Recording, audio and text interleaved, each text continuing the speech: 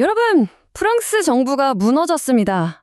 네, 말 그대로 유럽의 심장부가 지금 완전히 통제 불능 상태에 빠졌다는 건데요. 오늘 이 시간에는 아주 극적인 몇 개의 숫자를 가지고 도대체 어떻게 한 나라의 정부가 이렇게 순식간에 붕괴할 수 있었는지 그 긴박했던 순간 속으로 한번 들어가 보겠습니다. 바로 시작하죠. 자, 364 대 194. 이게 대체 무슨 숫자일까요? 뭐 스포츠 경기 점수냐고요? 아니요, 이건 그냥 점수가 아닙니다. 유럽 2위 경제대국, 바로 그 프랑스의 정부를 단숨에 무너뜨려버린 운명의 숫자입니다. 이 숫자 뒤에 숨겨진 엄청난 드라마, 지금부터 하나씩 파헤쳐 보겠습니다. 아니, 근데 어떻게 이런 충격적인 투표 결과가 나온 걸까요? 이걸 제대로 이해하려면요, 먼저 이 모든 붕괴를 일으킨 아주 작은 불꽃부터 봐야 합니다. 지금 프랑스를 벼랑 끝으로 몰고 있는 두 가지 거대한 문제가 있거든요. 바로 도저히 봉합이 안 되는 정치 분열, 그리고 눈덩이처럼 불어난 국가 부채입니다. 모든 일의 시작은 2024년으로 거슬러 올라갑니다. 마크롱 대통령이 조기 총선이라는 엄청난 승부수를 던졌거든요. 그런데 이 도박이 정말 처참하게 실패하고 맙니다. 결과적으로 어느 정당 하나 과반을 차지하지 못하는 이른바 헝의회가 만들어진 거죠. 이건 뭐냐면 사실상 어떤 법안도 제대로 통과시킬 수 없는 완전한 정치적 교착 상태에 빠졌다는 뜻입니다. 이렇게 정치가 완전히 마비된 상황에서 경제는 어땠을까요? 말 그대로 벼랑 끝으로 내몰리고 있었습니다. 프랑스가 짊어진 빚의 무게가 어느 정도인지 그 충격적인 수치를 지금 바로 보여드릴게요. 네, 이게 바로 프랑스의 총 공공부채입니다. 3조 3,460억 유로. 와, 정말 상상하기조차 힘든 액수죠. 이 어마어마한 빚이 모든 정치적 결정에 발목을 딱 잡고 있었던 겁니다. 뭘 좀 해보려고 해도 결국엔 돈이 없다는 이 현실의 벽에 부딪히고 마는 거죠. 근데 더 심각한 건 바로 이 숫자예요. 114%. 이게 뭐냐면 프랑스의 GDP 대비 부채 비율이거든요. 아주 간단하게 말해서 프랑스가 1년 동안 온 국민이 벌어들이는 돈을 싹 다 합쳐도 빚을 다 못 갚는다는 뜻입니다. 버는 것보다 빚이 더 많은 거죠. 이건 정말 나라가 절체절명의 위기 상황에 빠졌다는 신호입니다. 이 그래프를 한번 보세요. 상황이 얼마나 심각한지 그냥 한눈에 딱 들어오죠. 유럽연합, 그러니까 EU에서는 회원국들한테 재정 적자를 GDP의 3% 밑으로 관리해라 이렇게 요구하고 있거든요. 근데 프랑스는 어때요? 5.8%입니다. 목표치의 거의 2배에 달하는 거예요. 이러니 유럽연합에서 엄청난 압박이 들어올 수밖에 없었던 거죠. 자, 지금까지가 바로 작은 불꽃이었습니다. 그럼 이제 이 불꽃이 어떻게 걷잡을 수 없는 화염으로 번졌는지 사건의 가장 중심부로 들어가 보겠습니다. 이 위기를 해결하겠다고 등판한 구원투수 프랑수아 바이로 총리. 그런데 그가요, 정말 누구도 예상치 못한 극단적인 선택을 하게 됩니다. 바이로 총리가 내놓은 해법, 그건 바로 초긴축 예산안이었습니다. 이게 뭐냐면요, 복지 예산은 싹 다 동결하고 공무원 일자리까지 줄여서 무려 440억 유로, 우리 돈으로 환산하면 약 65조 원에 달하는 나라 살림을 줄이겠다는 정말 고통스러운 계획이었어요. 당연히 나라 전체가 발칵 뒤집혔죠. 바이르 총리도 이걸 모를 리가 없었겠죠. 그래서 이 혹독한 예산안을 통과시키려고 이렇게까지 호소합니다. 무기에 지배당할 거냐? 아니면 빚쟁이들한테 지배당할 거냐? 어느 쪽이든 우리는 자유를 잃는다. 무슨 말이냐면요, 지금 이 고통을 우리가 감수하지 않으면 결국 나라가 빚더미약 올라앉아서 주권마저 잃게 될 거다. 이런 극적인 논리였어요. 이게 프랑스를 구하기 위한 어쩔 수 없는 선택이라는 거죠. 하지만 의회의 반대는 정말 거셌습니다. 도저히 통과될 기미가 안 보였죠. 바로 여기서 바이르 총리가 진짜 엄청난 정치적 도박을 던집니다.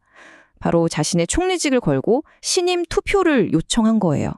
의회를 향해서 자, 이 예산안을 받던지 아니면 차라리 나를 끊어내리던지 둘 중 하나를 선택해라 하고 최후 통첩을 날려버린 겁니다. 그리고 그 결과는 네, 우리가 맨 처음에 봤던 바로 그 숫자 364대 194였습니다. 정말 믿을 수 없는 일이 벌어진 거죠. 극좌파와 극우파, 평소에는 물과 기름처럼 절대 섞일 수 없는 이 정치 세력들이 바이로 총리를 끌어내리자는 이 단 하나의 목표를 위해서 손을 잡아버린 겁니다. 그의 엄청난 도박은 처참한 실패로 끝났고 프랑스 정부는 그 자리에서 그대로 무너져 내렸습니다. 이 타임라인 한번 보시겠어요? 프랑스 정치가 얼마나 불안정한지 그대로 보여줍니다.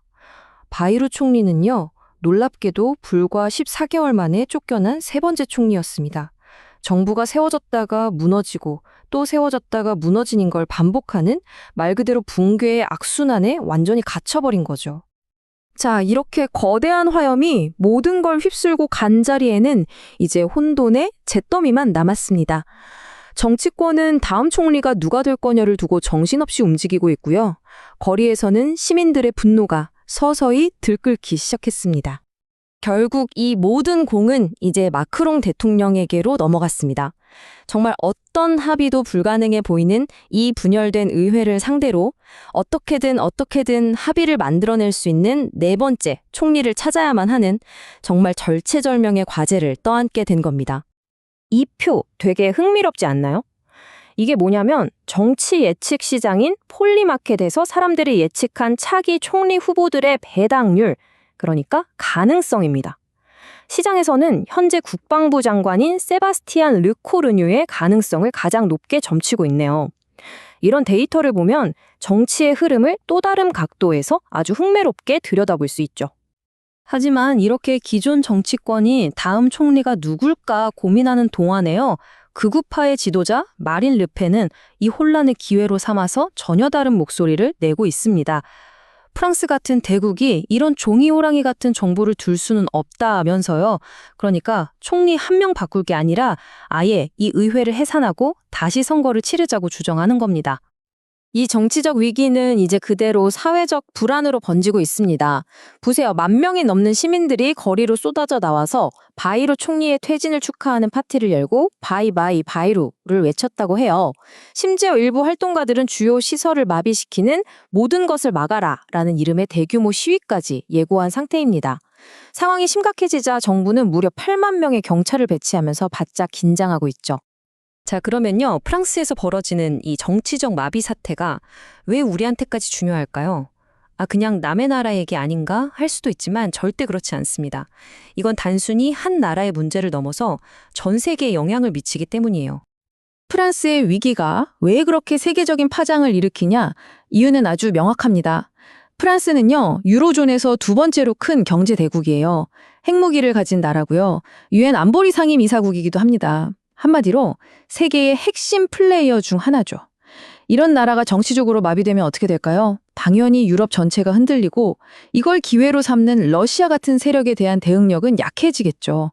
세계 경제에 미치는 충격도 어마어마할 거고요. 그리고 이것보다 더 근본적인 문제가 있습니다. 뭐냐면요.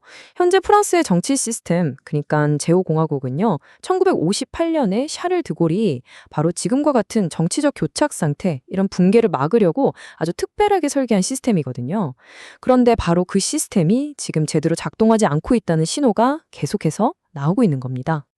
그래서 한 정치 분석가는 이런 말까지 했습니다. 지금 던져진 질문은 우리 정치 시스템의 생존 그 자체에 관한 것이다. 그러니까 이건 단순히 한 정부가 실패했다 이런 차원의 문제가 아니라는 거예요. 어쩌면 프랑스라는 국가를 수십 년간 지탱해온 이 정치 시스템 자체가 이제 수명을 다한 건 아닌지 그런 근본적인 질문을 던지고 있다는 거죠. 그리고 이 질문은 어쩌면 비단 프랑스만의 질문은 아닐 겁니다. 이렇게 세상이 극심하게 분열되고 갈등하는 상황 속에서 과연 안정을 위해 만들어졌던 소구 민주주의 시스템들은 이 끊임없는 붕괴의 순환을 견뎌내고 살아남을 수 있을까요? 프랑스의 위기는 오늘 우리 모두에게 바로 이 무거운 질문을 던지고 있습니다.